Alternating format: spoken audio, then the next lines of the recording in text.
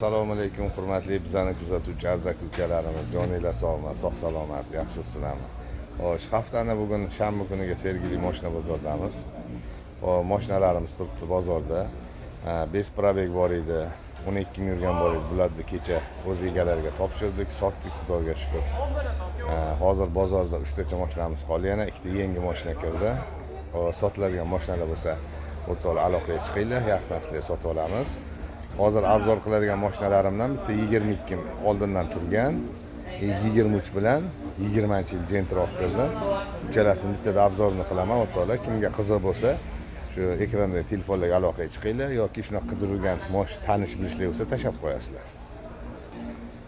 Birinchi mashinamiz shu o'tgan gal ham turgan, Toshkent shaharniki. 22 83 ming yurgan, narxi 12400, polniy navorot. Keyingisi 2020 92 ming yurgan, bu ham polniy navorot mashina, oq 20. Narxini 10 ming so'raymiz, kelishtirib beramiz. Keyingi mashinamiz 23 42 ming yurgan, polniy navorot mashina, bu ham narxi 14400, yana kelishtirib beramiz. Shunaqa mashina qidirgan tanish bilishlarni tashlab qo'yamiz. Like, podpiskalar demaymiz, sog' bo'linglar.